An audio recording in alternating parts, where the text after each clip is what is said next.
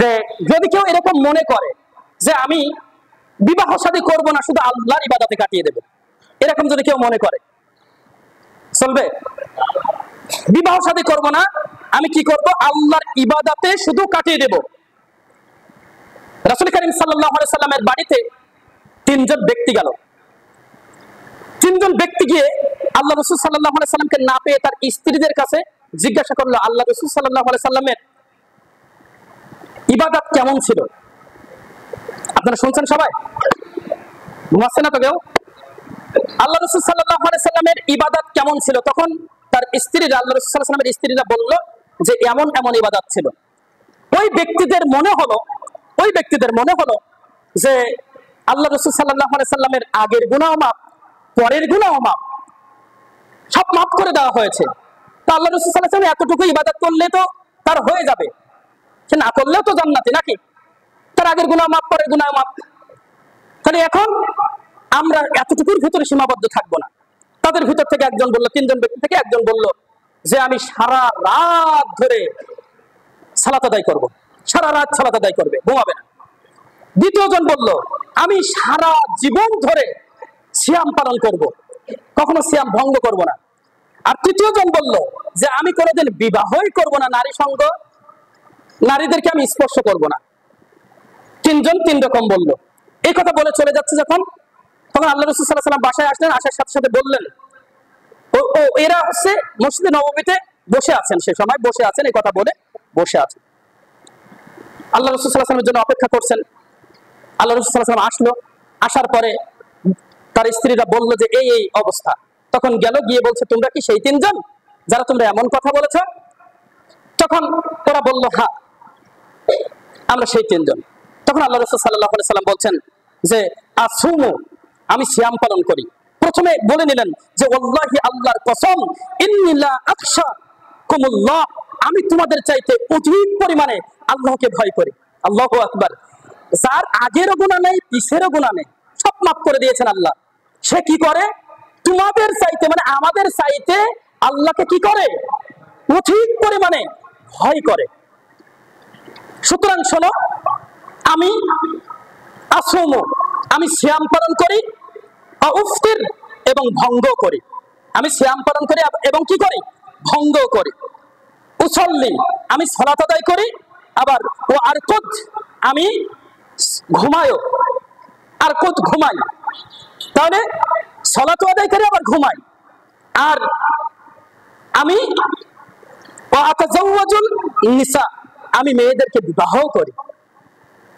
সুতরাং যদি কেউ আমার এই সুন্নাতের প্রতি বিরাগ পোষণ করবে, আমার এই সুন্নাতের প্রতি বিরুদ্ধ আচরণ করবে, ফামান রাগিবা আন সুন্নতি ফালাইসা মিন্নি, ও আমার উম্মতের অন্তর্ভুক্ত নয়।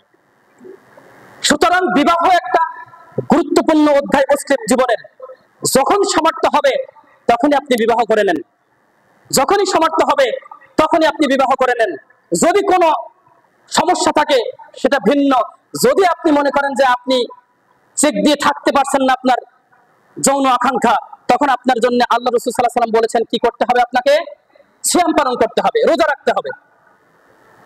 যারা প্রথমে আসেন নাই তারা এটা জানেন, যখন আপনার বাবা বিবাহ দিচ্ছে না আপনাকে, যুবক যারা আছে বিবাহ দিচ্ছে না আপনাকে, যখন আপনার বাবা বিবাহ দিচ্ছে না, তখন আপনি একটু ধৈর্য ধারণ করেন। আপনি যদি না পারেন, যে আপনি থাকতে পারছেন না, তখন আপনি কি করবেন? সিয়াম রাখবেন। আপনি সিয়াম রাখবেন।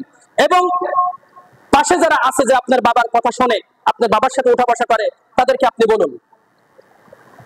যুবকদের নিয়ে বলতেই হয়, আমি আমার সামনে দেখতে পাচ্ছি যে অনেক যুবকের বয়স 22 বছর, 24 বছর, 26 বছর এরকম হয়ে গিয়েছে, ওদের বাবারা বিয়েই দিচ্ছে না। আর যাদের বিবাহর পরে আরেকটা বিবাহ করতে চাই, মানে একাধিক বিবাহ, মুসলমানদের জন্য 4টা বিবাহ করা জায়েজ আছে।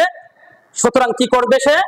সে করতে পারে যদি সে স্ত্রীদের প্রতি ইনসাফ করতে পারে, সদাচরণ করতে পারে সবার সাথে, তাহলে সে 4টা পর্যন্ত বিবাহ করতে পারে, 2টা না। শুধু কয়টা পর্যন্ত? আর যাদের অর্থ সম্পদ হয়েছে বেশি, একটু বিবাহ করার মন মানসিকতা একটু ফিরিয়ে আনেন। আপনার জন্য অনেক মেয়েরা অপেক্ষায় আছে, অনেক মেয়েরা কিন্তু খারাপ পথের দিকেও চলে যাচ্ছে। কি বলেছে বুঝেছেন এই বিষয়, এই কথাটা বুঝেন তো একটু? শেষ তো সময়, একটু। অনেক মানুষ এরকম আছে যে 3টা 4টা বিবাহ করতে পারবে, সে ওই স্ত্রীদের প্রতি সৎ ব্যবহার, সৎ আচরণও করতে পারবে, কিন্তু সে বিবাহ করছে না। অনেক বিধবা মেয়েরা আছে না সমাজে? সমাজে অনেক বিধবা মেয়ে থাকে না? তারা দেখেন যে স্বামী ছাড়া অবৈধ পথে চলে যাচ্ছে, চলে যাচ্ছে না? আপনি যদি তাকে বিবাহ করে যদি রেখে দেন, তাহলে কতই না উত্তম একটা কাজ, কতই না ভালো একটা কাজ। তাহলে যাদের টাকা পয়সা আছে, অর্থ সম্পদ আছে, বিবাহ করেন না, কিন্তু মনে রাখবেন প্রত্যেক স্ত্রীর প্রতি সমান অধিকার থাকতে হবে। অনেক যুবক এরকম আছে, আমি দেখি যে যুবকদের বিবাহ হয়েছে, বিবাহ হওয়ার পরে কিছুদিন পরে সালাম ছড়ানো হয়ে যায়, ওই সন্তানের বিবাহ দিতে আরো মনে করেন বছর পার করে দেয়, 6 মাস 1 বছর চলে যায়। আচ্ছা বলুন তো দেখি, এটা কি ঠিক হচ্ছে? মোটেও না। বিবাহ মানে ওই স্ত্রী যে কোনো ভাবে সালাম ছড়ানো হয়ে গিয়েছে, আপনি সাথে সাথে তাকে বিবাহের ব্যবস্থা করে দেন। আবার কথা ক্লিয়ার? নাম ক্লিয়ার? আল্লাহ তাআলা আমাদের সকলকে এই যে আলোচনা আজকে করলাম, এই আলোচনা দিয়ে যেন উপকৃত করেন, আমরা বলি আল্লাহুম্মা আমিন।